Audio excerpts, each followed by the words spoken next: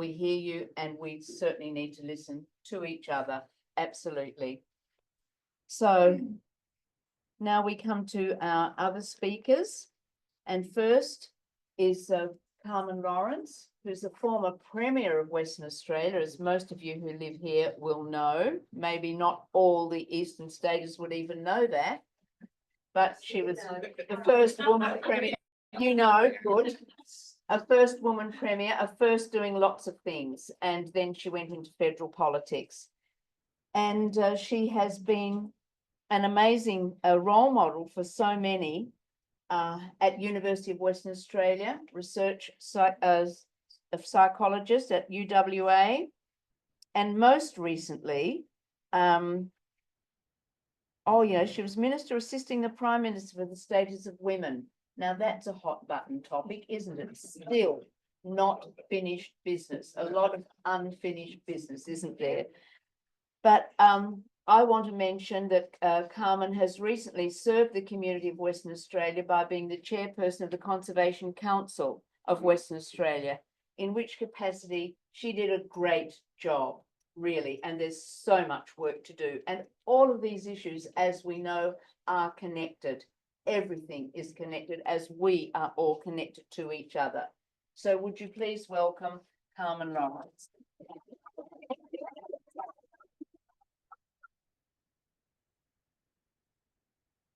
Thank you, Joe, and thank you, Mitch, for that wonderful welcome to country.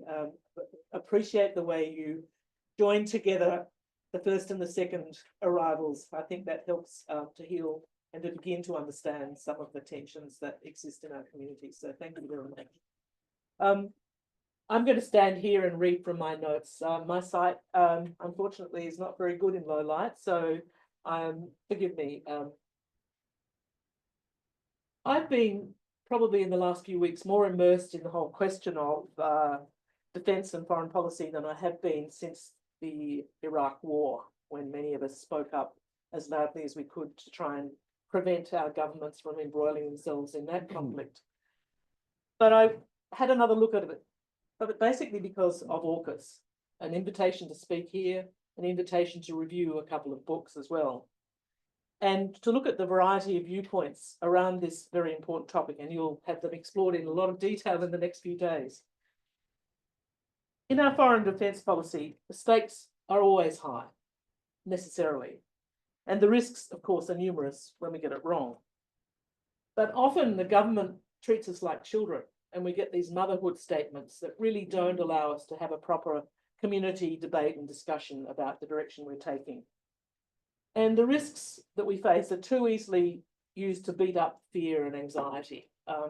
And they're construed as ominous threats, which then panic people into making very bad decisions. And I think we see some of that around AUKUS. And it really, I think, deserves a much more sober, careful and dispassionate public consideration than we've seen today. For West Australians in particular, and I know you've been active on this front today, the AUKUS agreement poses really serious risks about which we've not been informed or consulted. Indeed, we're sort of dismissed as unimportant, and people who raise them as somehow not understanding the real issues. In the growing body, I have to say, of informed analysis of the AUKUS, it does sound like a straight and chook trilateral agreement. Even supporters of the broad thrust of the policy have expressed alarm about the secrecy surrounding the development and the political manipulation which accompanied its endorsement. It's been born in very unfortunate circumstances, to say the least. Others, of course, have canvassed more profound reservations about the foreign policy implications of the agreement. And again, you'll be discussing that in the next couple of days. Especially for Australia's sovereignty, it kind of makes my heart bleed that we're so subservient, and our relationships with our near neighbours, and you're going to hear a little bit more about that today. More than a few have asked why this shift was necessary. What are we doing here? And whether the core element, the purchase and construction of nuclear-powered submarines, is in Australia's best interests or even achievable. And a lot of people have cast doubt on whether this is going to happen at all.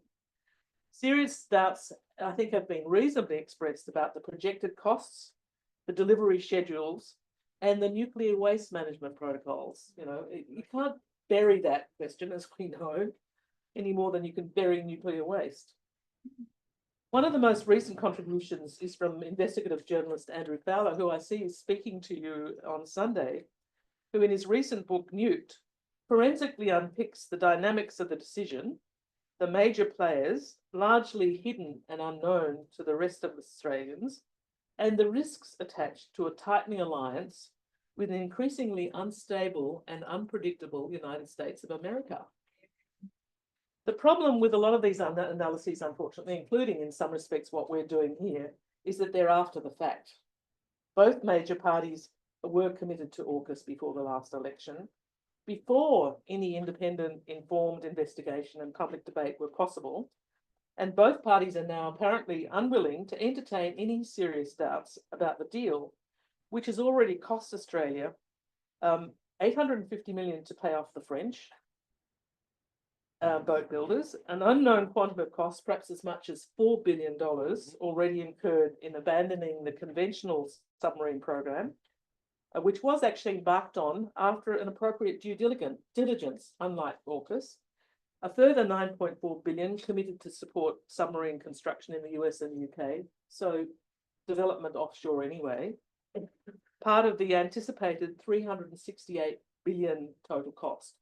And you've also all heard of the ×3 that applies in projected costs here. So that's likely to be a serious underestimate of what it will cost.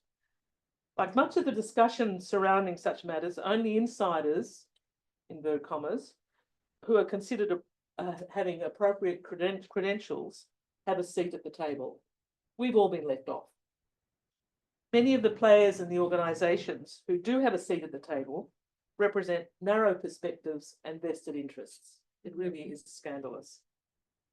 But importantly, in that circumstance, when you only talk to the people you think are going to agree with you, the risks of groupthink are palpable, and the failure to engage the wider community has real consequences. It's significant. Not only was the AUKUS agreement developed in great secrecy, but it also sidelined significant, potentially contrary views within government, was sponsored by a small coterie of enthusiasts for a tighter alliance with the United States, and deliberately misled the French government and was explicitly designed to wedge Labor in the lead up to the election. So it was very political on every front. And of course, any reluctance by Labor to endorse the proposal would have been portrayed as evidence that Labor couldn't be trusted on national security. Frankly, I think they should have pushed back and told them to bugger off. Yeah.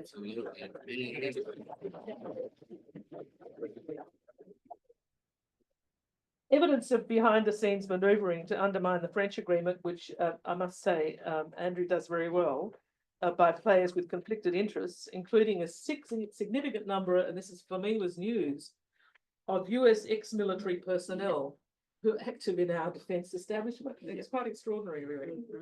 That deserves exposure and further investigation. I'm surprised in a way that investigative journalists haven't really followed up the work that Andrew Fowler has done on this. Secrecy such as this always risks compromising the quality of policy making. Doesn't matter what area you're talking about, but it's particularly important here.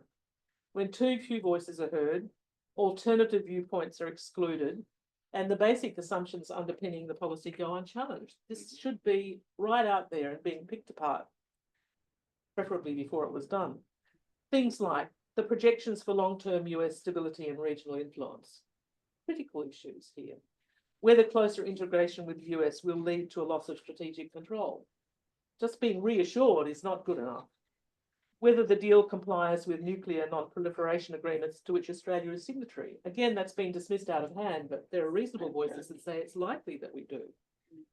The real nature of the risks posed by China's rise, as opposed to some of the inflated ones, I should say.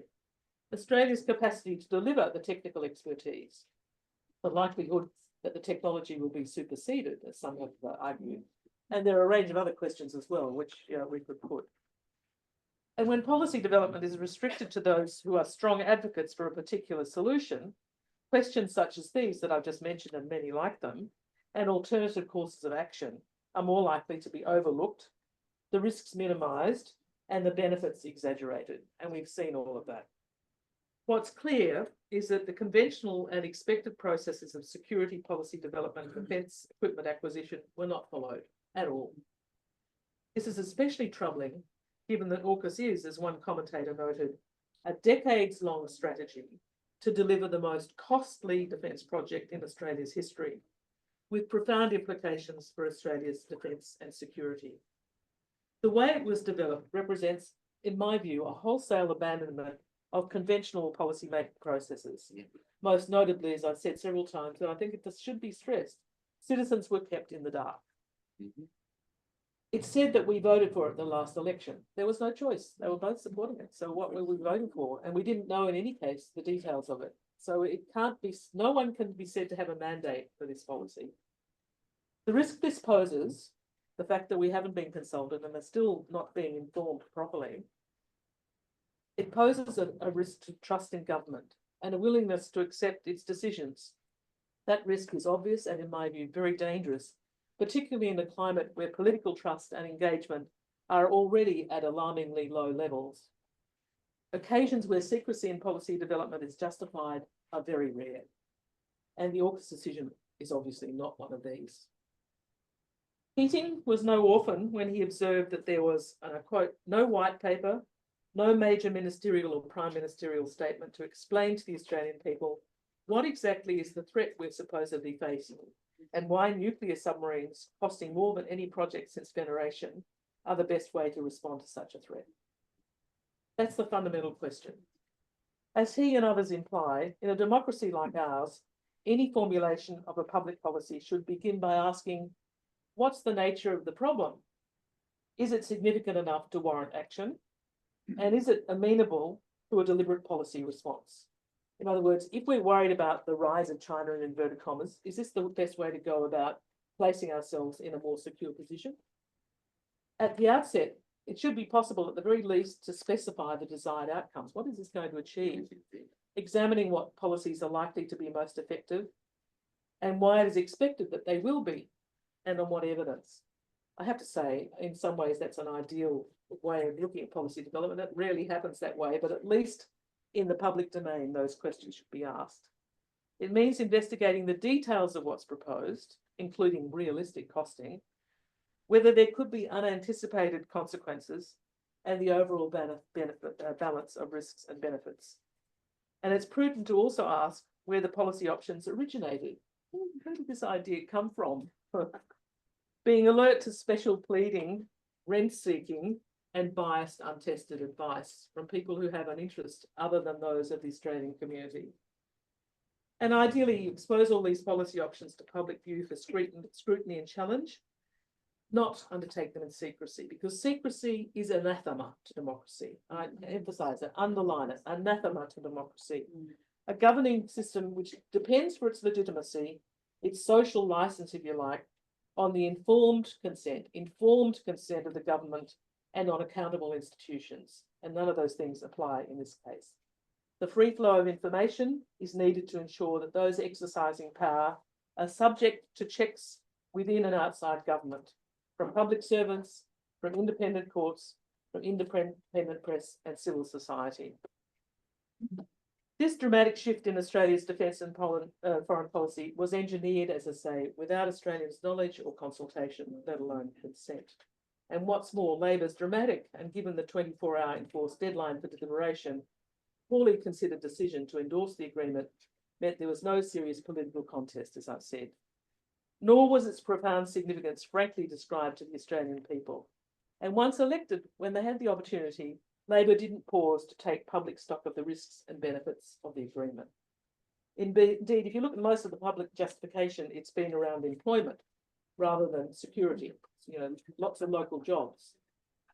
Imagine what you could do with that amount of money to generate other forms of employment.